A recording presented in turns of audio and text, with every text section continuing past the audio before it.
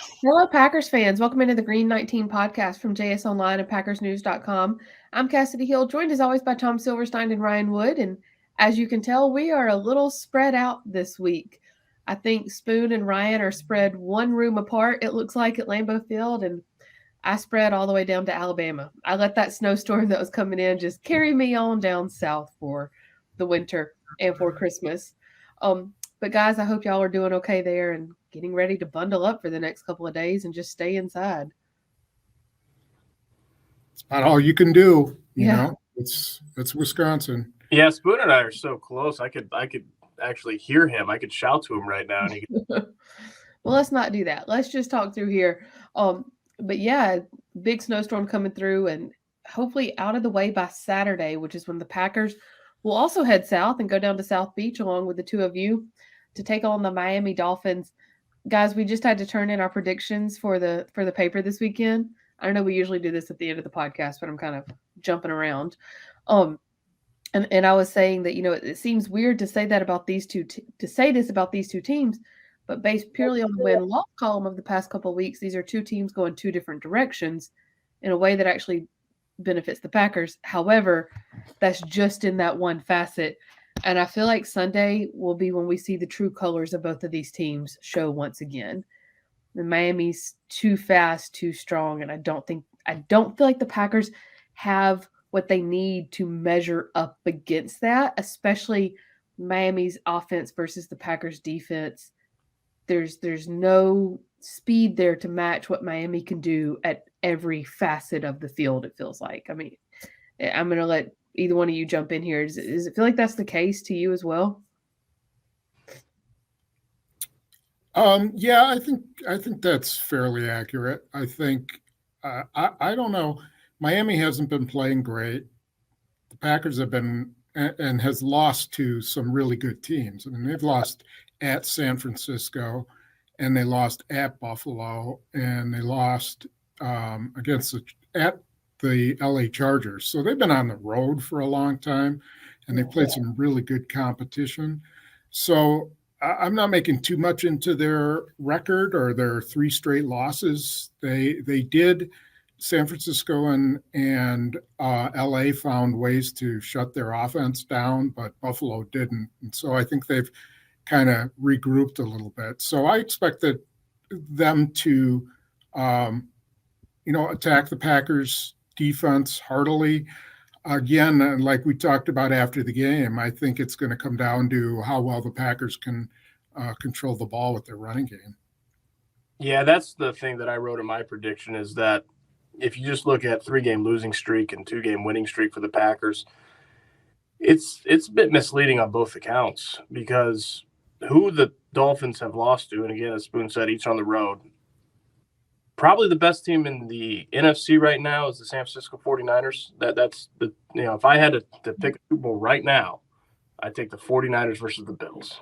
Bills are my preseason pick. They lost to two of them. And then there's only 5 teams in the NFL that have double-digit losses this season. The Packers just beat 2 of them.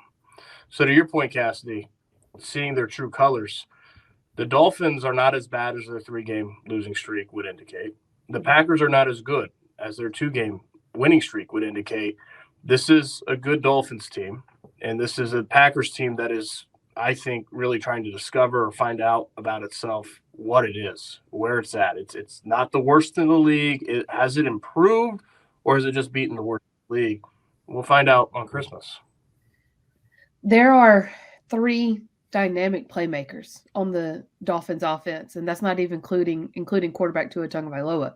You have Jalen Waddle, Raheem Mostert, Tyreek Hill, the latter of which is quite possibly the fastest man in the world. I know he wants to race Usain Bolt to completely confirm that, but I mean, he's probably one of the only people that can really give Usain Bolt a run for his money.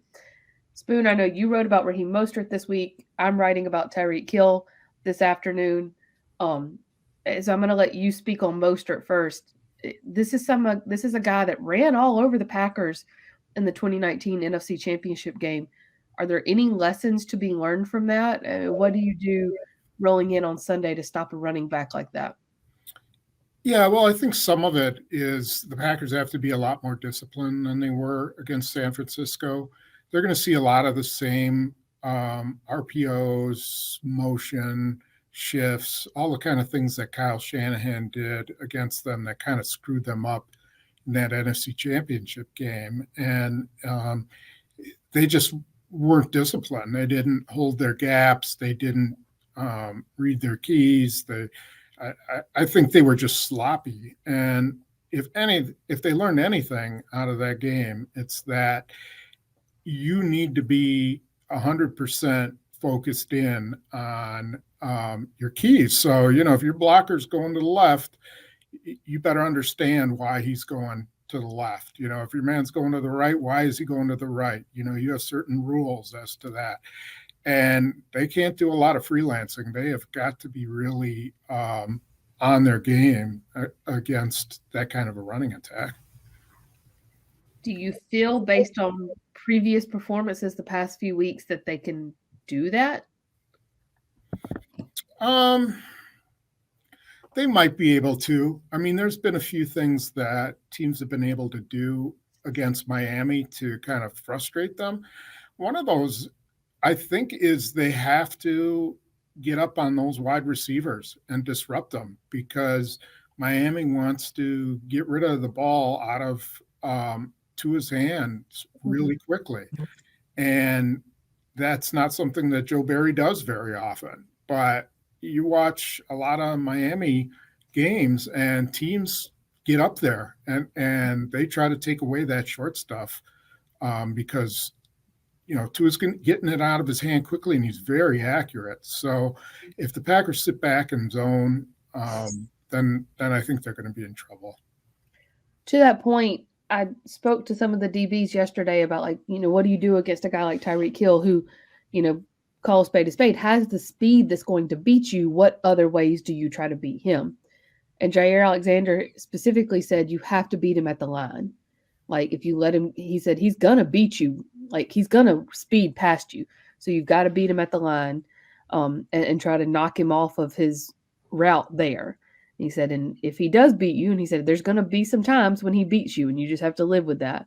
He said, when he does beat you, you've got to have your safety help over the top. Ryan, that's the part that concerns me if I'm the Packers, because I feel like the miscommunication, especially in the secondary, has not handed guys off very well when they're playing that sort of zone defense, and you have to have that help over the top. Yeah, well, and it depends on how much zone they play, and I think that's an open question. If they're just taking a corner and man and jamming Tyreek Hill the line of scrimmage with the safety over the top, there's less communication that's involved with that than zone. So how they come out and play is going to be but it's absolutely right. I mean, you can be really, really fast, and Tyreek Hill obviously is really, really fast, but it's all about rhythm and timing in the passing game. And if you can disrupt that, it doesn't matter how fast you are if you are not on time. So that is the charge for the Packers secondary this week, is to get to it and Tyreek off time. And if they're able to do that, they'll have success. If they're not, it's going to be a long day. Tyreek Hill's 40 time is 4.2. Guys, I didn't even think that was possible. I thought that was a number that people threw out just to try to seem impressive and used it when people didn't know necessarily that a 4.2 40 time was impossible.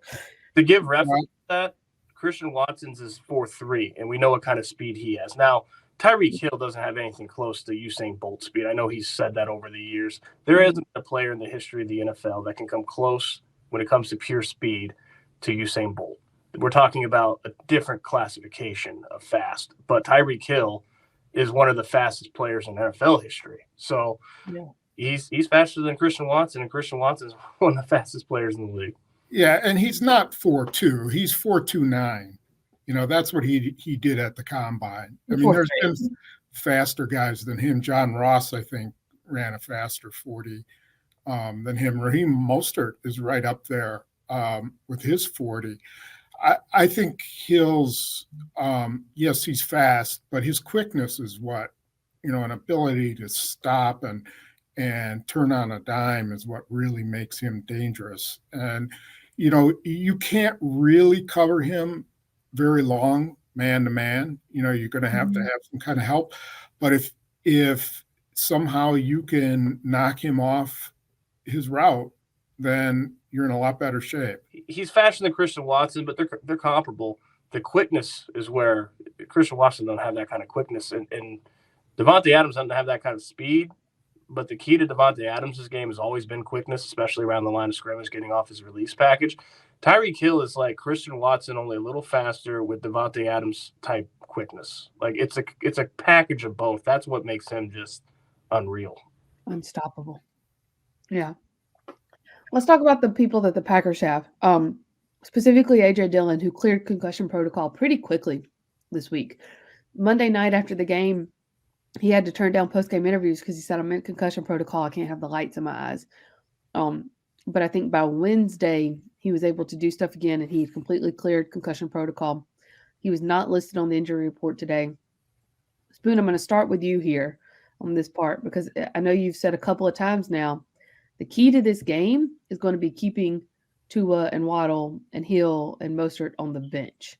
How much does having A.J. Dillon and Aaron Jones both on the field help with that? Well, it's the strength of their team, continues to be the strength of their team. And so they got to run the ball. If Miami's going to sit back and, in a two-shell, which I'm not sure that they will. I mean, they are known as a blitzing team, and they will bring pressure. They weren't afraid to bring some pressure against Josh Allen a week ago. Then, the Packers are probably going to have to be kind of balanced. I mean, they're going to want to establish Dillon and Jones early, but they've just got to have extended drives. They can't have a lot of 3 and outs or 5 and outs, 6 and outs, or whatever it ends up being. They have to eat up a lot of clock, and whether that's you can use the short passing game like a run, but they gotta. I'm sure that Jones and Dillon have to be a big part of this game plan.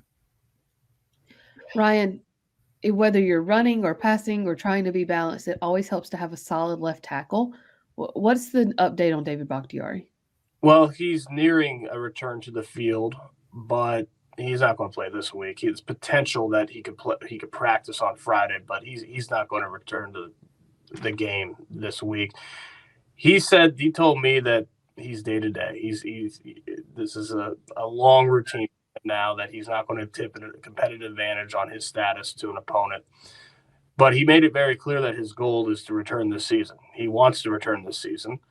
He just isn't saying when. And so getting him on the practice field whenever that happens, if it's tomorrow, the sooner the better for him and for the team.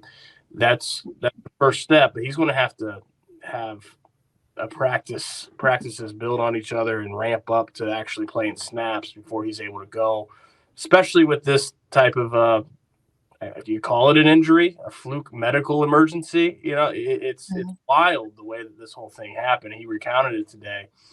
And on Thursday night before the Bears game, this was, I think, December 2nd, he was having, the classic appendicitis symptom, which is right lower abdominal pain, but he had no other symptoms. It was just, he didn't know if he'd strained something or maybe a bruise, or he didn't know what it was. He was lying on the couch, and he turns to his wife, Frankie, who is 5 days from giving birth to their daughter.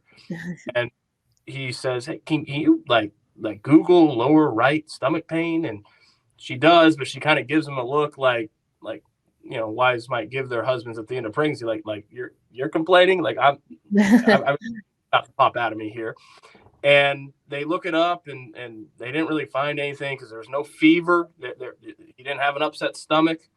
It was just, it hurt to touch. And the next day he comes to the team facilities, and he immediately reports it to the medical staff, and they think that he's joking. Like they if there's anyone, you got to understand, if there's anyone in this locker room who would pull a prank about appendicitis or anything, like, it would be David Bakhtiari. He's the resident jokester in this locker room. So at first they didn't take him serious. They did scans, and sure enough, his appendix, is that the word for it, was 2 days, a couple of days away from rupturing. Like it inflamed to the point where he couldn't take medicine. He couldn't take a pill to let the inflammation go down. They had to remove the entire appendix and then staple his colon shut with some 500 staples. He was frankly fortunate that he caught it in time. There was no leakage or anything like that. It was a very serious medical situation.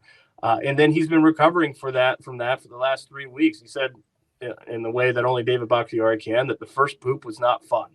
It was painful. Like it was not an enjoyable process for him to go back from where he was to where he is now. And where he is now is 4 surgeries since January 7th of 2021. A guy that's been through hell and back, literally, but he still wants to play. He's Matt LaFleur said today when I asked him, they're not shutting David Bakhtiari down for the season. They are hopeful that he can come back at some point. Let me ask you both a question. I want to get both of your opinions on this. I get that. I get where Matt LaFleur's coming from. I get where David Bakhtiari's coming from. The Packers go to Miami on Sunday and lose, and they're essentially mathematically out of playoff contention at that point. If you're David Bakhtiari, do you really come home just to play the Vikings and Lions in a game that only matters in draft capital at that point? Spoon? Well, it might be good for your career if for some reason you get cut and someone wants to see whether you can still play. And having a little bit of tape at the end of this year wouldn't hurt. So I think it's probably in his best interest to try to play if he's, of course you don't push it if you're in danger of popping those staples or whatever. But if he's cleared medically, I think he would want to play. And I don't think they'd have a problem putting him out there. I think it would be good for him to know going into next season, that he can go out and play a full game again. The most frustrating part about this for him is that, and he told me, the knee situation had really stabilized before the appendectomy. He had the surprise absence against Washington week 7. And in the 5 games after that, he played 100% of snaps in 4 of them. He played 100% of snaps in the Thursday night game against the Titans 4 days after playing 100% of snaps against the Cowboys. He had finally, he felt, figured out how to stay on the field, play every snap, which was a long, long journey and process for him to get to that point. And then a complete fluke medical situation. And if he's the one person in the locker room that, might be liable to prank something like that, he's also the one person in the locker room with everything he's been through that would be liable to have that happen to. Because, as he said, his road has been wild. And you just add this on top. It's frustrating. So there's no question in my mind, if he's cleared 100%, he wants to play for the reason that Spoon just highlighted. He doesn't know what the future is. So he doesn't know if he'll be here. He doesn't know if he's going to be somewhere else. He wants to continue his career. He's going to want to put some film on the field. He's like the personification of Murphy's Law the past couple of years. Yeah. And that's a good point about wanting to just kind of get some post 4th surgery film just to kind of show that, he can keep it up. I saw that the Packers practiced inside today. As we said, I wasn't there. I came on home. We made such a big deal. I don't know if we did, but there was such a big deal made about the weather for Monday night versus the Rams. I think it was like 14 at kickoff and such and such. You're going to Miami this weekend, where for Miami it's going to be cold, but I think it's going to be in the 60s. So Packers practicing inside this weekend to sort of get ready for that. Is there anything to that big of a swing in playing in 2 such different climates in less than 7 days? Well, they're getting a huge benefit that it's not going to be 75 degrees. It's supposed to be like in the 50s, maybe 60s. You're right. That I'm not happy about it, Spoon. I sure wouldn't mind a little 75-degree weather down there. That'd be okay with me. But it's good for the team. I mean, if this is the 50s down there, that's a huge, that 20-degree difference. I don't know. If I were them, I'd be energized as all hell if I came there and the sun was out. I think it would be like, great. I feel really good today. I'm getting my vitamin D and I'm all set to go. That's how I would feel.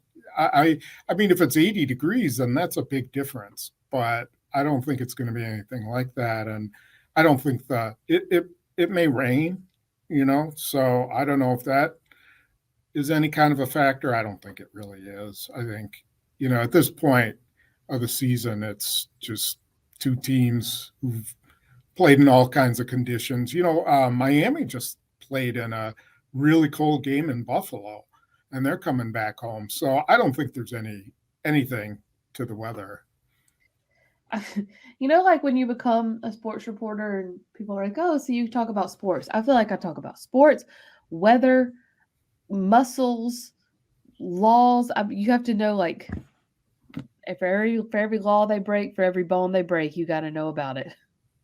Hey, that kind of rolled right off the tongue. I didn't even mean it to. One more thing I want to kind of really touch on here, and Ryan, I know you wrote about it this week. We've seen Keyshawn Nixon become the spark that this team and sideline can really use at times. But I know you dug into, like, why did it take so long to get him out there? What did you come away having learned? I had no idea they didn't take a single punt return rep in practice until he had his first one against the Cowboys. That's the first one of his career. Was in the game? The first one was in the game. He had 0 reps in practice before then, which is stunning because when Matt LaFleur says we didn't know what we had, there's a good reason for it. They didn't go look for what they had. Keyshawn Nixon was asking them all the time, let me punt return, because he's just like you or I or anyone else. I mean, he saw Amari Rodgers. And Keyshawn Nixon didn't throw Amari Rodgers on the bus, but let's be real. He saw what was happening.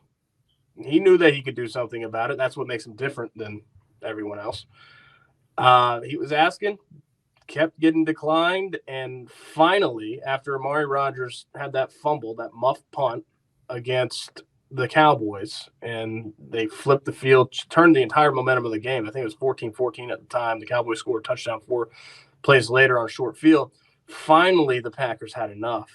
Weeks after, I think all their fans had enough, and put Keyshawn Nixon in there. And the first one he catches like this, like it's a high pass from a quarterback. High points it. He hadn't practiced it. So what do you expect? Ever since he was put onto the field, ever since they said, yes, okay, you can return a punt, he has changed their punt return game. He's only had 6 returns in 4 games, but he has averaged 15.3 yards per return, which is second in the NFL. It's not a fluke. He's 25.4 yards per kickoff return, which is third in the NFL. He has been, since he's gotten an opportunity, one of the best return specialists in the league by the numbers. I have a question with that. You said his kickoff return average is 25.3. 4. Now, yeah. Sometimes he's bringing it out from 5 yards into the end zone. But for the most part, he's getting them around where they would be with a touchback. And I've had a fan ask me, what was a legitimate question? What's the point of risking injury if he's only going to get it to where the touchback was? However, you're still getting it to where the touchback would be. So you're taking it over in the same amount of play, in the same space for the most part. And it feels like every time he brings it out, he just gives a jolt of energy to that sideline. So if you're going to be taking it around the 25 anyways, wouldn't it be worth it to be running out there energized? It's more obvious to break one off. Yeah, he's going to break one off here soon. He's not fielding every single one in the end zone. Some of these get fielded at, the 2, 3, 5 yard line, and he's getting past the 30. Yeah. So, and then the times that, he can break off a 40-yarder, that's all the better. Why not take that opportunity to roll the dice that you're going to get out to possibly really good field position. So, I don't really see that as like risky. I think it's sort of a risk reward, and I think they've been rewarded more than they've been punished for him. Let's all place our bets right now. Do you think he'll score a return touchdown? It could be punt or kickoff. Do you think he'll score a return touchdown before the end of the season? No. Probably not. I mean, I'm going to say yes. Miami's kicker leads the league in touchbacks, and he's like 8th in touchback percentage. And so they're not kicking. Every ball is going to be out of the end zone if they can. And we saw versus ball. the Rams, people have started kicking away from Nixon too. Yeah. So kickoff, punt return is where he's going to have to make an impact. And, they got a veteran punter who maybe he's just going to directionally kick and try to take him out of that, out of the game. That's what you try to do with really good returners. And now the Packers have one. So I'd be surprised if he gets a lot of opportunities. Opportunities is what allows you to, break a big one. I'm And just for the record, if y'all had both said yes, I would have said no. I'm just playing the law of averages. There's 3 games left. You guys know the last time that the Packers took any type of punt or kickoff to the house? When? Yeah, it was Micah Hyde took a punt, I think. Yeah, 2014 he took 2. Do you know the last time they took a kickoff to the house? Cobb in 2011? Exactly.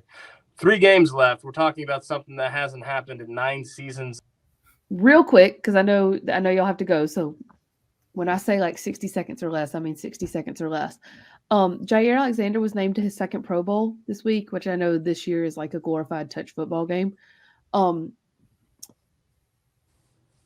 Is that a controversial decision? Because I think when you like get on Twitter and you hear from fans, you think he's having the worst season of his career, and then you talk to coaches and talk to players, and he's still one of the best corners in the game. Like, where's the middle ground there? Was that a good selection to the Pro Bowl for Jaire? I wouldn't say controversial. I would say unwarranted would probably be the word that I would use.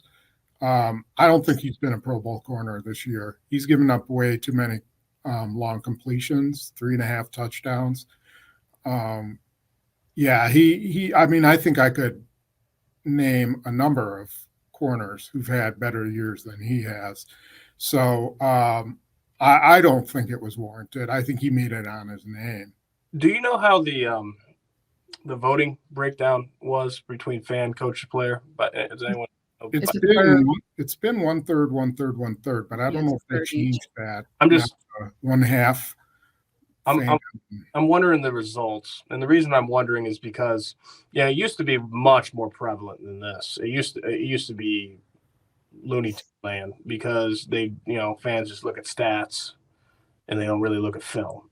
And stats and film in this game, players did too. Really, they really didn't pay a ton of attention. I think probably the coaches were the ones who did the most. Yeah, coaches probably film, players' reputation, fan stats, right?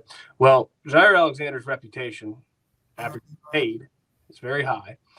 His stats, I think, is where it sways for him. I'm not saying the film, but he's got 4 interceptions this year. It's by far his most in his career. People see that, they vote him in. Mm-hmm. Coaches, they might know Jaire Alexander's not having his best year, clearly. But the stats, and that's how Pro Bowls usually get decided, the stats are in his favor. So in terms of how it got decided, it's pretty rough for Pro Bowl voting. I'm kind of, somewhere in the middle of what y'all said and agreeing with what a lot of y'all said. Like, I think some of the long stuff he's given up is a product of the defense they were playing and not having the help he necessarily thought he would. However, if you're the highest paid corner in the league, you can make up for that. Like, you find a way to make the play. I mean, we saw Jalen Ramsey almost single-handedly put the Rams back into that game the other night. You find a way to make it happen. So I know y'all got to get to coaches real quick. Just give me your quick prediction for Packers Dolphins on Sunday. Ryan? I got Dolphins. I'm really curious how they're going to come out offensively with their approach. On one hand, I understand the whole they got to run the football.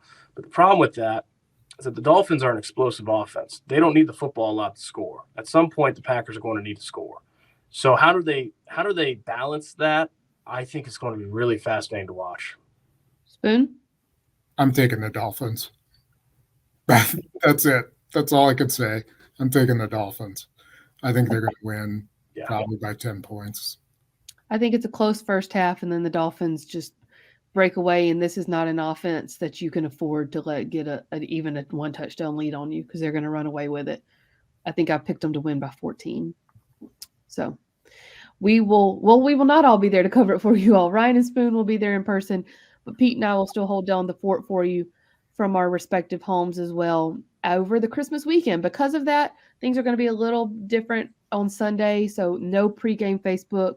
Pete and I will have our postgame Facebook. The podcast will be a day late just so that we can all get at least a little bit of time to spend with our friends and family on the holiday. Guys, go stay safe, stay warm. Don't get swept away in this snow. Have fun in Miami, and we will see you next week. Thanks so much. This has been the Green 19 podcast from JS Online and PackersNews.com.